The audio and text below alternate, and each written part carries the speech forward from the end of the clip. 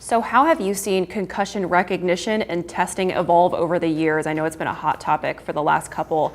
How do you see it progressing this year, and are there any new things on the horizon that we should be looking out for? Because concussions are probably at the forefront of what we do in today's world, and so many multidisciplinary approaches to looking at concussions in the past 10 years alone, it's probably to the forefront of what we're going to be doing, especially when we talk about sports medicine and return. You know, the military is really big on that because we see a lot of, vets that come back with traumatic brain injuries and the issues that they're having associated with that.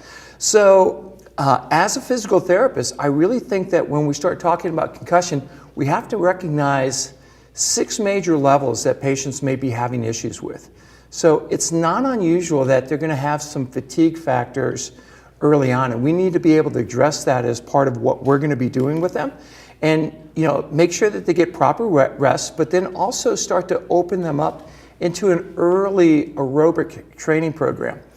From my position specifically, I really look at the vestibular issues that they might be having and what kind of problems associated like that.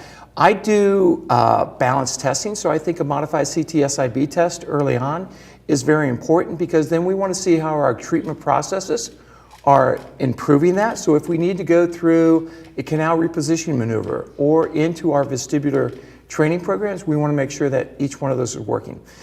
Ocular response is another one. Some people put it together as vestibular ocular issues that people are having. Mood, anxiety that patients have are big parts of it also. So we have to kind of look at each one of those subsets that they might be having and make sure that we're kind of working with that together. Great. As far as new things on the horizons, because we are studying it so aggressively, we're looking at all kinds of things right now.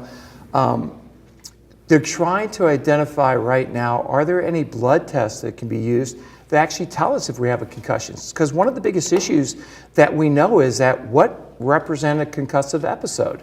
How much force do they have to have? So at the University of South Florida, we've actually studied, we've had accelerometers and impact monitors inside high school football helmets. And we saw that these kids were taking, multiple subconcussive episodes over and over again. One of the latest things really that people are talking about is that you don't have to have a full-blown concussion to have problems CTE in the future. It's subconcussive. It's how many hits that you're taking. So, they've studied boxers, they've studied football players. Now, I played football, but then I also played rugby. So when you really talk about concussive episodes, we see it a lot in rugby because you don't have a helmet. You're playing full contact. So after I finished playing, I actually started working with the U.S. rugby team and became medical director for several years. And it was during the time that we didn't have great protocols. And I recognized that concussions were one of the more serious things that we were seeing on the field. So right now, we're hoping blood tests are going to be able to determine if we can determine they had a concussive episode. They're actually working on a film that you could put over a helmet that actually shows how severe of an impact you're actually having, and that film changes colors. There's actually a rugby player at Arizona who developed what's called FitGuard. It's a mouthpiece that has an accelerometer inside of it. So they can look at those aspects. There's X-Patch that you wear behind your ear. And again, the UK rugby players are kind of looking at that and the different types of problems that we're seeing. There's discussion right now about concussion pill. So, there are certain proteins that we know are a problem. And so if they can go in and treat those specifically early on, they're looking at that. But hands down, the biggest one is going to be prevention. So a perfect example is Dartmouth University. Football team, they do no live tackling during practice. They only tackle during games. They have actually a remote-controlled dummy that they have on the field to practice tackling techniques, but it's interesting that the coach eliminates that.